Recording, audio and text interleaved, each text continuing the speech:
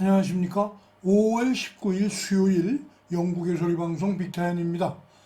오늘 뉴스의 제목부터 말씀드리겠습니다. 첫째, 영국의 연간 인플레이션 비율이 4월 이후 계속 상승하고 있습니다. 둘째, 한국과 북한의 헌법 비교 세미나가 미국에서 열렸습니다. 셋째, 트럼프 대통령이 형사 기소될 것으로 보입니다. 첫 소식입니다. 영국의 연간 인플레이션 비율이 4월 이후 계속 상승하고 있습니다. 무엇이 우려스러운지 아이린 킴이 보내드리겠습니다. 영국의 연간 인플레이션 비율은 에너지 및 의류 비용 상승으로 4월에만 2배 이상 증가하였습니다. 3월 0.7%에서 4월 1.5% 사인으로 상승한 것은 소비자 물가가 팬데믹이 시작된 2020년 3월 이후 가장 큰 폭으로 상승한 것입니다. 국가통계청에 의하면 이러한 급상승은 1년간 전에 팬데믹이 시작할 때는 낮은 수준이던 가격이 급등한 한 것을 반영한다고 발표하였습니다. 록다운이 완화됨에 따라 수천 명이 해외로 휴가를 떠나고 있습니다. 통계청에 따르면 4월 12일 록다운이 제한적이나마 완화되면서 상점들이 재오픈하였고 인플레이션을 유도하였습니다. 의류 및 신발 가격이 상승을 이끌었습니다. 가스 및 전기 가격도 1년 전에 비해 기본 가격 상한선이 풀리면서 급격히 상승하고 있습니다. PwC의 한나 오디노 이코노미스트는 당분간 인플레이션이 계속 상승할 것이라고 예상하고 있습니다. 이러한 상승은 결국 중앙은행이 금리를 인상하도록 만들 수 있기 때문에 우려스럽다고 말합니다. 둘째 소식입니다. 미국에서 열린 한국과 북한의 헌법 비교 세미나 소식을 아이린 킴이 보도하여 드리겠습니다. 한국과 북한의 헌법을 비교하는 세미나가 미국에서 NCNK에 의하여 웹비나로 열렸습니다. 세미나에서 전문가들은 한국의 헌법은 법에 의한 지배가 핵심이나 북한은 법에 의한 통치가 핵심이라는 데에 의견을 모았습니다. 자세한 내용, 미국의 소리 방송 영상으로 보시겠습니다. 미국 워싱턴의 민간단체 전미북한위원회가 한국과 북한의 법률 설계를 주제로 18일 주최한 웨비나에서 데이비드 케니 아일랜드 트리니티 컬리지 더블린 교수는 국가 최고 지도자의 권력에 대한 견제 유무 관점에서 한국과 북한의 헌법은 큰 차이가 난다고 지적했습니다. 한국의 헌법은 대통령의 권한을 견제하지만 북한은 그렇지 않다는 겁니다. It is clear the Constitution is concerned with limiting and curbing the power of the president. However, the Supreme Leader does not share power with anyone. The Supreme Leader, as a matter of state ideology, is clearly to be the center of the state, and the constitutional system in practice is seen to reflect and uphold this. 김용훈 한국 상명대 교수 역시 같은 맥락에서 한국 헌법은 국민 권력에 집중돼 있지만 북한은 김일성과 김정일이 중심이라고 지적했습니다.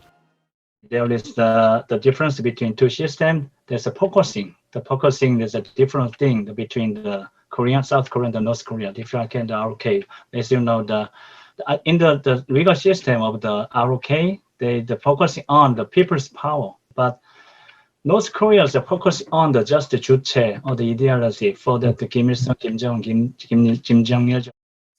저스틴 기샤드 프랑스 파리 대학 교수는 한국과 북한 헌법의 핵심적인 차이는 법에 의한 통치냐 또는 법의 통치냐의 문제라고 지적했습니다. 북한에선 법에 의한 통치가 핵심으로 법은 정부가 다스릴 수 있도록 도구로 사용되는 것이고 한국에선 법치가 중심으로 최소한 이론적으로는 법 자체가 정부가 할 수 있는 것을 제한하는 궁극적인 통치자가 된다는 설명입니다.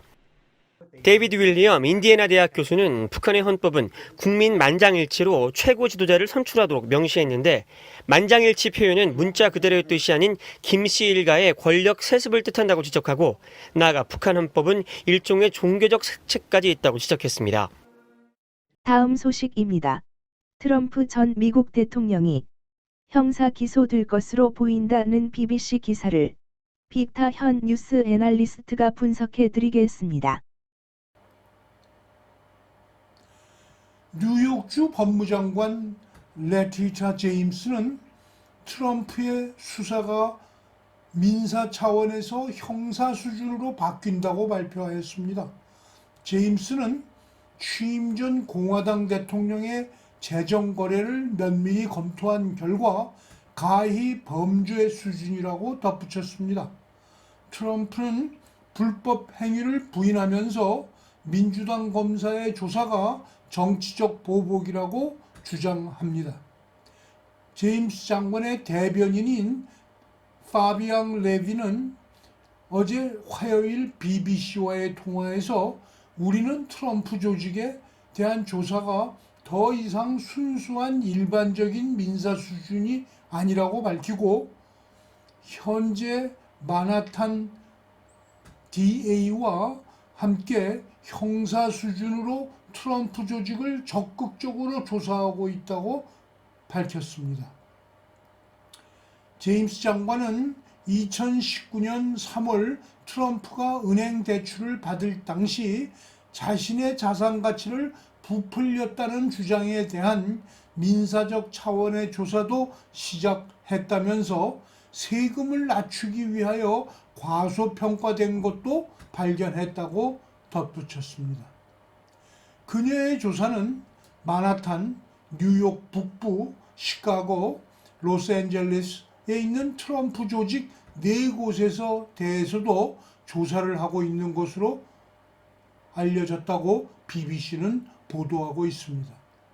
마나탄 지방검사 사이러스 반스 주니어는 지난 8월 법원 문서에서 그의 사무실이 트럼프 조직의 장기적 범죄 행위를 조사하고 있다고 밝힌 적이 있었습니다.